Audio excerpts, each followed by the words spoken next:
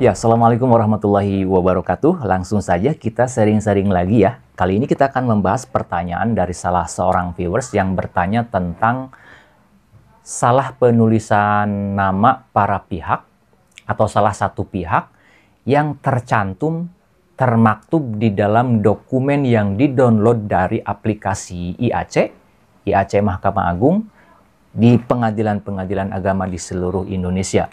Nah, itu apakah bisa dirubah? Perubahannya bisa dilakukan atau tidak? Bisa diganti enggak dokumennya? Nah, kebetulan ini juga dialami oleh salah seorang klien kami di suatu pengadilan agama ketika perkaranya sudah selesai, sudah inkrah, dan produknya sudah bisa di-download di aplikasi IAC. Pada saat setelah di-download, ternyata ada salah penulisan nama. Klien kami ini sebagai penggugat. Nama yang tercantum di dalam berkas perkara, di dalam surat kuasa, di dalam gugatan, kemudian juga di dalam salinan putusan, itu namanya sama percis. Sudah sesuai dengan identitas aslinya, dengan KTP, dengan kartu keluarga, dan dokumen-dokumen lain yang diajukan.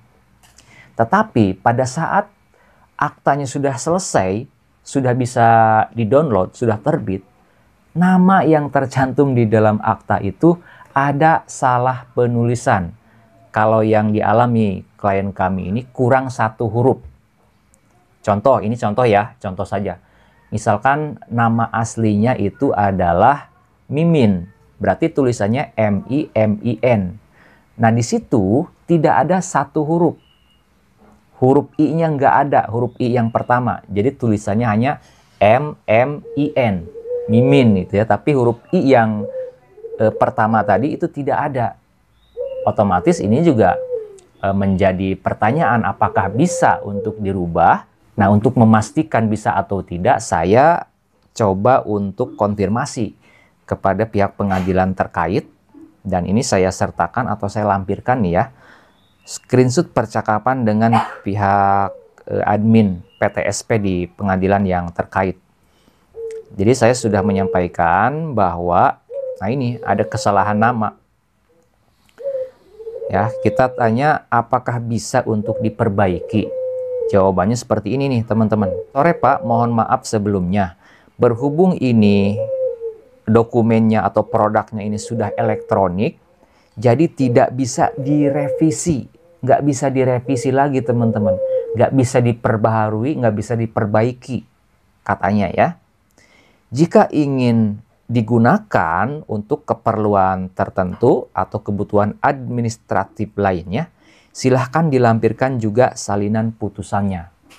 Jadi saran dari petugas PTSP di pengadilan terkait yang saya tuju, akta ataupun juga produk akta yang sudah diterbitkan secara elektronik itu nggak bisa direvisi, nggak bisa lagi dirubah.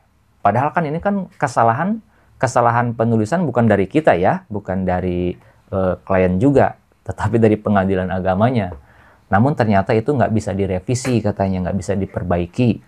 Adapun kalau misalkan nanti dipertanyakan kenapa kok beda, maka pihak PTSP pengadilan agama terkait menyarankan atau memberikan arahan supaya salinan putusannya itu diberikan, diperlihatkan atau dilampirkan juga. Nah, jawaban berikutnya kita baca lagi.